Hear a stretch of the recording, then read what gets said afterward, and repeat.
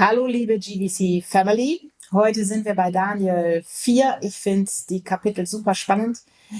Wie immer möchte ich erstmal so einen kleinen Bezug zum letzten Mal herstellen, weil es ist interessant, wie Nebukadnezar sich entwickelt und wie er sich verändert. Heute gibt es eine drastische Veränderung. Wir sehen dann auch im nächsten Kapitel, also Nebukadnezar mal so kurz von der Geschichte her, übergibt ja seine Regierung dann an den Belsazar, so heißt er, glaube ich. Der kommt beim nächsten Kapitel oder übernächsten Kapitel dran, ja. Und wir sehen aber, dass Nebukadnezar genauso wie Daniel ein prophetisches Bild und sein Leben ein prophetisches Bild für heute ist. Nebukadnezar mit Babylon natürlich ein prophetisches Bild auf heute ist. Wir wissen mit Babylon, wissen wir das schon alle? Wir reden oft davon, wir müssen aus Babylon raus und Babylon muss aus unserem Herzen raus. Wir wollen Babylon nicht nochmal neu aufbauen, was sehr herausfordernd ist. Aber wir können im Herzen behalten, dass Nebukadnezar die Typologie, die Figur von Babylon ist. Wie Daniel vom Reich Gottes, Nebukadnezar ist der König, an dessen Leben wir sehen, was mit den Herrschern der Welt geschehen wird. So, ich mache den kurzen Bogen, dann lest ihr Daniel 4, stellt euch mal richtig Fragen an den Text, also nicht schaut nicht auf euch, sondern wirklich lasst euch von der Bibel mal so richtig meistern und schmirgeln, geht tiefer und dann kommen wir zurück und dann möchte ich meine Punkte mit reingeben. Kurzer Bogen ist, Nebukadnezar hatte beim letzten Mal die 3 Freunde da in den Ofen geworfen und hat dann am Ende natürlich unglaublich gestaunt. Also die werden von Gott bewahrt. Mit einem 4. Engel, also mit einer 4. Person, einem Engel in diesem Feuerofen, wo selbst die Leute, die die 3 reingeschmissen haben, verbrannt worden sind, weil es so heiß war. Und Nebukadnezar ist aus allen Wolken gefallen und sagte, ja, der Gott hier, niemand darf diesem Gott schaden, weil das ist der Richtige. Jetzt müsst ihr euch mal reinziehen. Dieser gleiche Nebukadnezar, wie tief das in den Menschen drinsteckt, und hier, denke ich, ist die erste Prophetie, dass der Mensch richtige Prozesse durchgehen müssen, auch wir Christen, weil wir es immer noch nicht verstehen. Wir denken, wir haben verstanden, aber am Ende kommen wir doch immer wieder durch unsere menschliche Natur, die Sünde, zu Fall und in den Irrtum rein, bis wir dann nochmal neu und dann erst richtig verstehen. Nebukadnezar kommt durch die Geschichte heute zu einer ganz tiefen Gotteserkenntnis. Jetzt entlasse ich euch, studiert Daniel 4 durch und dann sehen wir uns gleich wieder.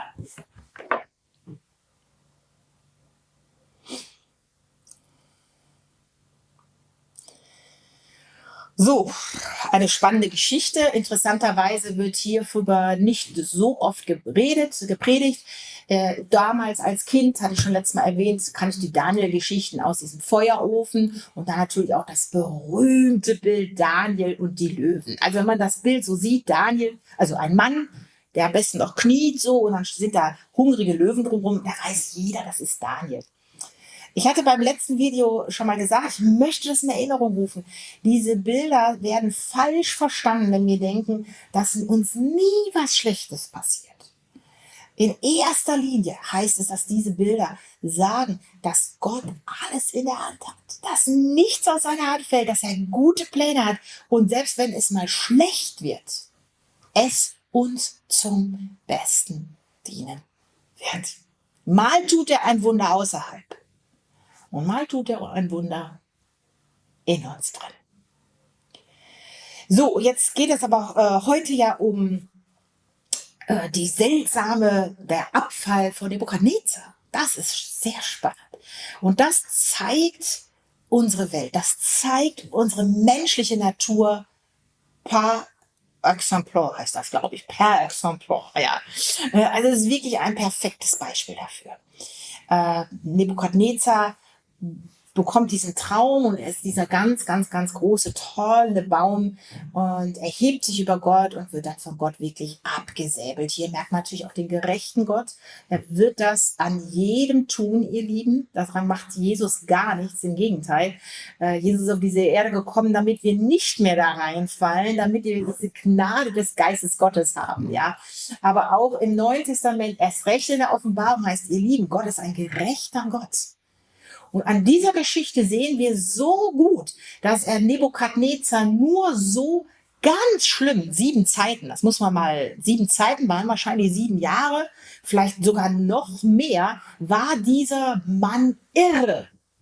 Hat bei den Tieren gelebt, das kann man sich gar nicht vorstellen. Mein Vater war mal in der psychiatrischen Klinik, das ist ganz, ganz, ganz schlimm. Man kann sich das wirklich nicht vorstellen. Aber Gott macht das, damit er am Ende das Leben erkennt und gerettet wird, ihr Lieben. Er wird gerettet und so wird er das mit dieser Welt machen. Er richtet die Welt, damit er die Welt retten kann. Sonst ist sie nicht mehr zu retten. Und ich möchte euch eine interessante Stelle, auf die ich heute so ein bisschen eingehen will. Also Nebukadnezar wird also groß und stark. In dem Moment erhebt er sich. Das ist eine typische Reaktion von einem Menschen, auch von uns Christen. Wenn es uns gut geht, tendieren wir damit abzufallen von Gott und andere Dinge zuzulassen, alles mal nicht so ernst zu nehmen. Und dann heißt es hier, haut den Baum um und zerstört ihn. Jetzt ist es interessant. Doch den Stock mit seinen Wurzeln lasst in der Erde bleiben. Er soll in eisernen und ehernen Ketten auf dem Felde im Grase liegen und vom Tau des Himmels soll er nass werden und mit den Tieren des Feldes zusammenleben, bis er in 7 Zeiten hingegangen sind. Bis über ihn 7 Zeiten hingegangen sind. Das finde ich spannend. Also mein erster Punkt heute betrifft die Welt.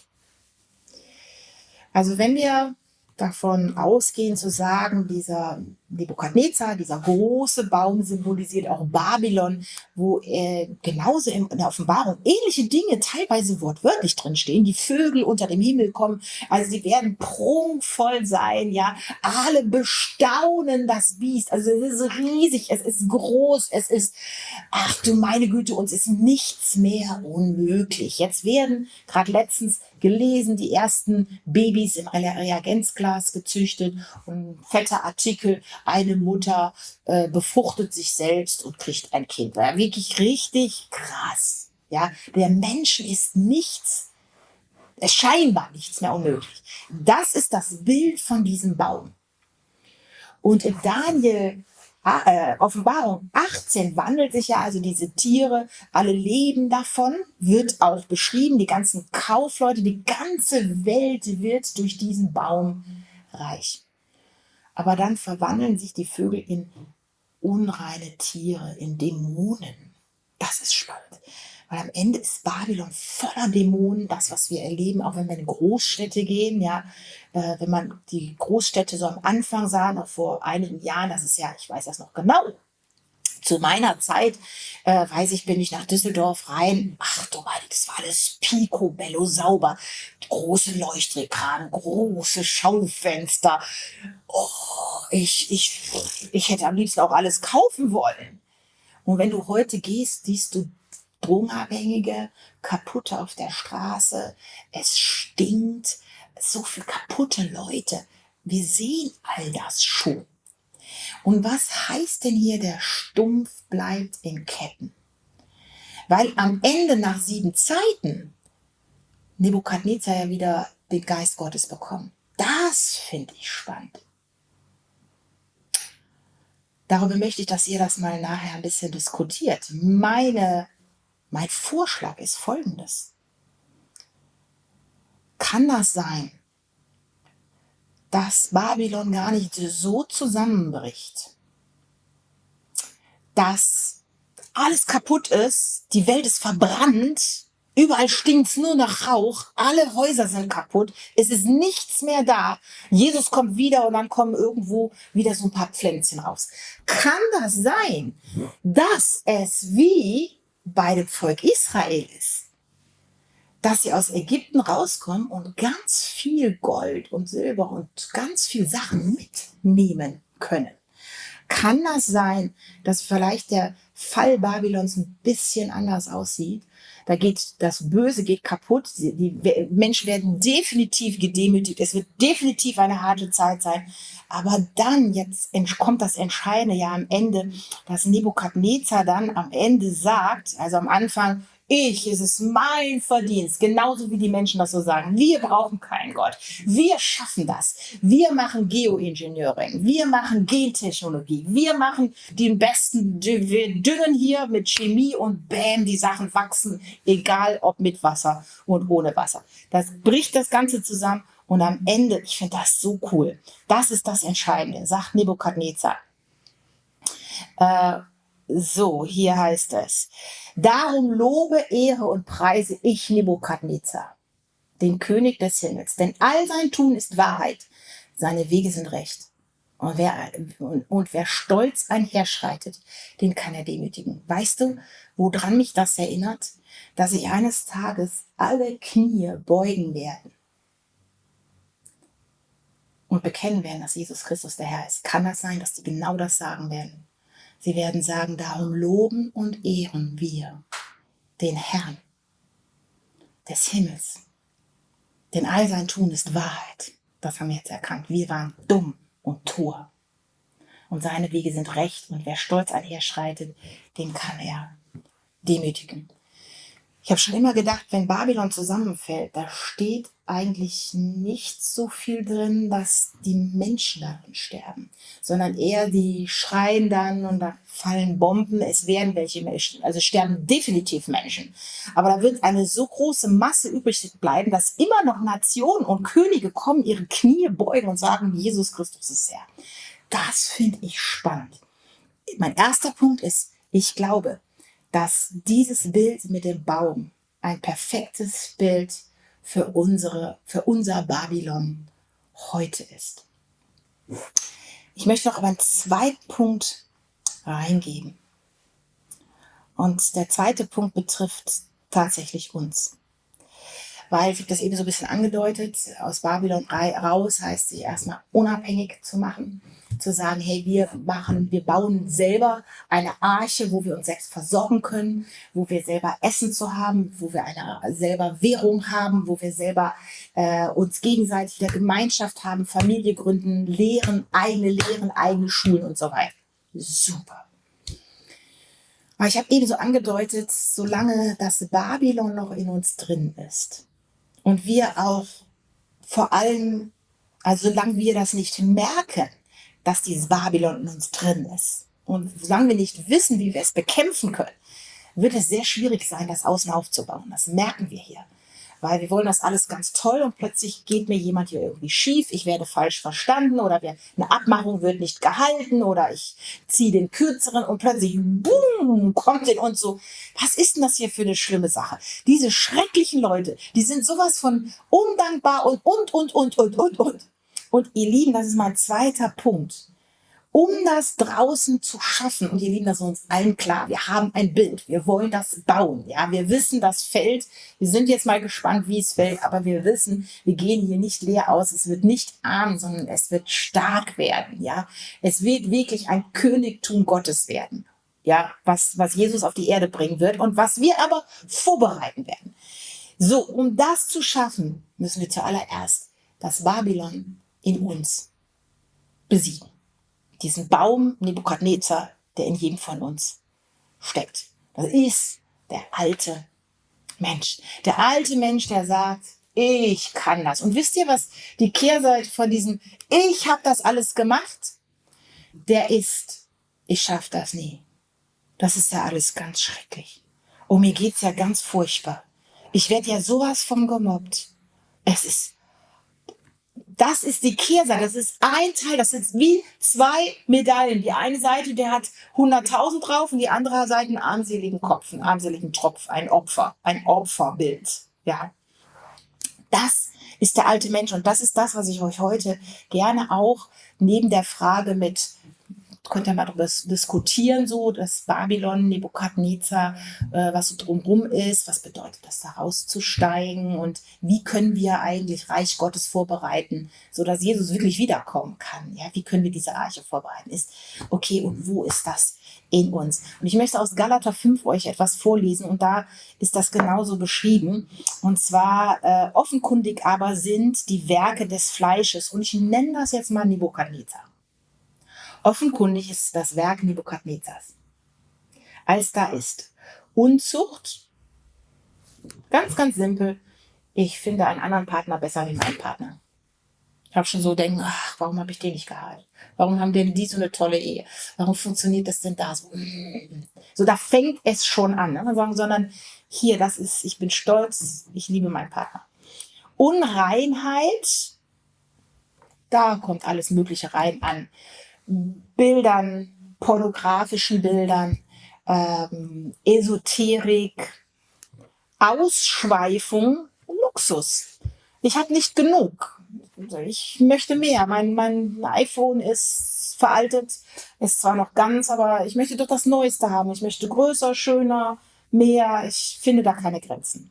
Götzendienst, Habgier, Unzucht ist Götzendienst. Zauberei, Esoterik, Astrologie, manche sagen sogar Manipulation wäre Zauberei. Also Menschen zu etwas zu bringen, was sie eigentlich nicht wollen. Feindschaft, Hader, Eifersucht, das ist alles schön ein Paket. Ja? Ich bin von jemandem verletzt, jemand ist doof, jemand hat mich enttäuscht, jemand hat mich ungerecht behandelt. Dann möchte ich da gerne Spaltung reinbringen, dass die anderen die natürlich auch doof finden. Ja? Oder die Leitung auch doof finden. Zorn, Zank, Zwietracht, Spaltung, alles dasselbe. Könnte man natürlich überall drauf eingehen. Neid, Saufen, Fressen und dergleichen. So, das ist der Baum. Übrigens, dieser Baum, der bringt dann auch vor, dass Selbsthass, Selbstzerstörung, das ist meistens so, Sünde gebiert ja den Tod. Und kurz vor man tot ist, hat man diese zerstörerischen Gedanken, dass man selber einfach viel zu schlecht ist und das nie schafft. Das sind alles diese Medaillen. Entgegen, jetzt die Frucht des Geistes ist ganz simpel und eigentlich kann man sagen, die würde ich mir ja alle kaufen und essen, wenn es nicht heißt, ne, du musst den Samen nehmen, in dich reinsehen lassen und schön nähren, ist Geist der Liebe, Freude, Friede, Geduld, Liebe, Freude, Frieden, Geduld, Freundlichkeit, Güte, Treue, Sanftmut, Keuschheit. Gegen all das steht kein Gesetz. Meine Ermutigung an uns alle ist, ich glaube, es ist nichts, man kann das nicht oft genug tun, zu sagen, okay, was ist jetzt in mir, ich unterscheide das immer, wo in mir wird Nebukadnezar groß?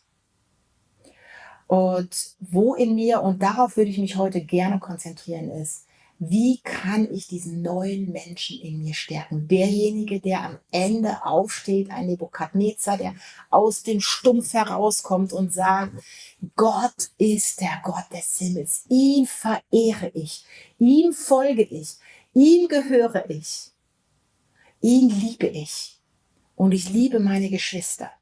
Und ich kann diese Liebe verteilen und diese Freude weitergeben. Ihr Lieben, geht mal in die Kleingruppen und guckt mal und überlegt mal, wo in eurem Lebensbereich möchtet ihr gerne diese Liebe und diese Freude wachsen lassen, diesen Frieden hervorkommen lassen, diese Zufriedenheit, Dankbarkeit. Lest das mal durch in Galater 5, parallel dazu, könnt ihr gerne machen. Also Geduld, Freundlichkeit, Güte, Treue, Sanftmut, Keuschheit, zu sagen, wow, das ist möglich. Ihr Lieben, diese 7 Zeiten müssen wir nicht mehr durchgehen. Diese 7 Zeiten hat Jesus für uns auf sich genommen. Wir können das jetzt, diesen neuen Menschen, in uns groß werden lassen. Jetzt diesen neuen Menschen ergreifen und leben. Ich wünsche euch eine ganz wundervolle Kleingruppenzeit, eine wundervolle Woche. Bis zum nächsten Video. Gottes reichen Segen. Tschüss.